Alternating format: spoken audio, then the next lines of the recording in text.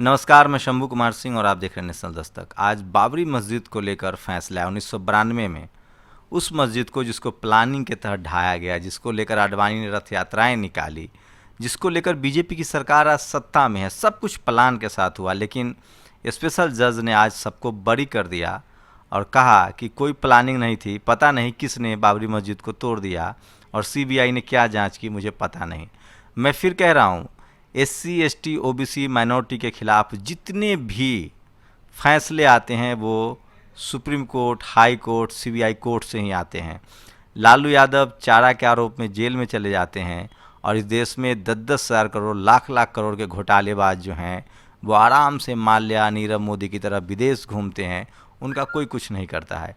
इस एनसीआरबी की रिपोर्ट है, इस देश में आप अगर मुसलमान हैं, पिछड़े हैं, दलित हैं तो आप जेल में रहने के लिए मजबूर होइए, चाहे आपने खीरा भी चोरी न की हो।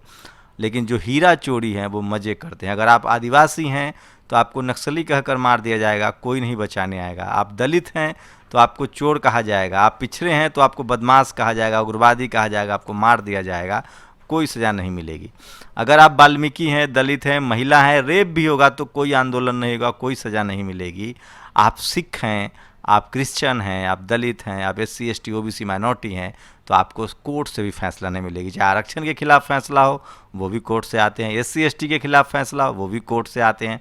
तो इस देश में जो जातिवाद है, ऐसा नहीं कि वो जुडिशियरी सिस्टम कोई होलिकाऊ है, इसलिए लगातार इस देश में मांग होती रही कि न्यायिक जो जुडिशियल सिस्टम है, जो न्यायिक व्यवस्था है, उसको ठीक किया जाए और नेशनल जुडिशियरी सिस्टम, राष्ट्रीय न्यायिक आयोग के तहत जजों की भर्ती हो। आप कल्पना नहीं करेंगे कि हाई कोर्ट और सुप्रीम कोर्ट में यहाँ जजों की भर्ती चाचा फूफा काऊ के, चाचा फूफा ताऊ, मामा नाना के नाम पर होता है और हम सब इसे देखने के लिए मजबूर है। और ऐसा नहीं कि सिर्फ बीजेपी के राज्य में हो रहा है, जब कांग्रेस थी तब भी इसी तरह की चीज़ें हो रही है, लेकिन तब थोड़ा लोकलाज था। दरअसल जो आरएसएस समर्थक हैं, जो बीजेपी समर्थक हैं, वो भी कांग्रेस से उतनी ही नफरत करते हैं जितना एससी, एसटी, ओबीसी और माइनॉरिटी से करते हैं। और जब कांग्रेस की सरकार होती है तो उनके अंदर की पत्रकारिता, उनके अंदर की न्याय प्रक्रिया जगी रहती है। जैसे ही अब उनके सालों बाद हिंदू राष्ट्र की कल्पना, सनातन व्यवस्था की व्यवस्था आई है, तब से एससी, एसटी, ओबीसी, माइनॉरिटी को न्याय मिलना बिल्कुल बंद हो गया। उसी कड़ी का फैसला है, चाहे वो राम मंदिर को बनाने का फैसला हो, जो जज साहब अब संसद चले गए, या गुप्तेश्वर पांडे जैसे लोग हों जो पुलिस से रिटायर करते ही, चाहे वो बीके सिंह जैसे सेना प्रमुख हो, रिटायर करते ही, चाहे आरके सिंह जैसे कि फॉर्मर होम सेक्रेटरी हों जो रिटायर करते हैं। तो बड़ा अच्छा सा व्यवस्था है कि आप जीवन, तो सोचिए जाति कैसे काम करती है, धार्मिक विचारधारा कैसे काम करती है, धर्म कैसे काम करता है, और उसी के तहत अगर आप एससी, एसटी, ओबीसी और माइनॉरिटी हैं तो कोर्ट से भी न्याय की आपको उम्मीद नहीं पालनी चाहिए। आप इस देश में दोयम दर्जे के नागरिक बना दिए गए हैं और इसके लिए कहीं ना कहीं आपका पॉलिटिकल लीडरशिप, सोशल लीडरशिप दोनों जिम्मेदार है और आप भी जिम्मेदार हैं। और ये एक बात है, एक साजिश के तहत आपको अशिक्षित रखा गया है, आपको बोलने की ताकत नहीं दी गई है, आपको पढ़ाई लिखाई वंचित रखा गया है, धन संपत्ति से वंचित रखा गया है, रोजी रोजगार से वंचित रखा गया है, ताकि आप पीढ़ी दर पीढ़ी आप शेड्यूल कास्ट हैं तो आप जूता बनाए, नाला साफ़ करें, कपड़ा साफ़ करें।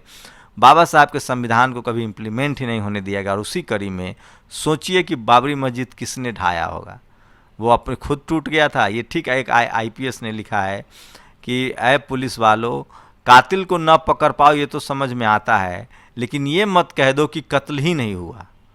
मतलब मैं अगर मुझे चाकू मार दिया किसी ने तो ये हो सकता है कि पुलिस कातिल को ना पकड़ पाए, लेकिन ये नहीं कह सकता ना कि उसको चाकू ही नहीं लगी, मेरी मौत तो चाकू लगने से हुई है। तो वो कहना चाह रहे हैं कि बाबरी मस्जिद तो तोड़ा गया है, पुलिस नहीं पकड़ पाई, सीबीआई नहीं पकड़ पाई आरोपियों को, वो अलग बात है, लेकिन तोड़ा तो गया है। लेकिन कोर्ट ने कहा है कि ये कोई प्लानिंग से नहीं था, वो ऐसी कुछ शरारती तत्वों ने तोड़ दिया होगा। तो आप सब समझ सकते हैं हम किस तरफ बढ़ रहे हैं, चाहे वो मनीषा वाल्मीकि हों, चाहे रोहित वेमुला हों, चाहे राम मंदिर का फैसला हो, चाहे सुप्रीम कोर्ट का बाबरी विध्वंस का फैसला हो। लब्बो लुआब ये है कि आप एससी, एसटी, ओबीसी, माइनॉरिटी हैं तो आप दोयम दर्जे के नागरिक हैं। कभी गोधरा होगा, कभी सिख दंगा होगा, दलितों पर तो रोज़ ही अत्याचार होते हैं, पिछड़ों को रोज़ मारा जाता है। और लेकिन इसके लिए ज़रूरी है कि अब वक्त आ गया है कि जब संविधान खतरे में है, देश की इंसानियत खतरे में है, देश खतरे में है, तो सब लोग एकजुट हों और नए विकल्प पर विचार करे, डेमोक्रेसी को मजबूत करे और जो अभी भी संवैधानिक आपको अधिकार है उसकी रक्षा करे। फिलहाल ऐसा पुलिस करने भी नहीं दे रहे, खासकर बीजेपी शासित राज्यों में आप देखेंगे कि किस तरह से लगातार अन्याय जो है वो लगातार जारी है। तो बाबरी विध्वंस पर जो फैसला है, बाबरी डेमोलिशन पर जो फैसला है, बाबरी की शहीदी पर जो फैसला है, उसी कड़ी में एक फैसला है।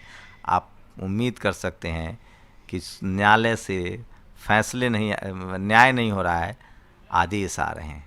आप लोग की क्या प्रतिक्रिया, अपनी प्रतिक्रिया जोड़ दीजिए। शुक्रिया।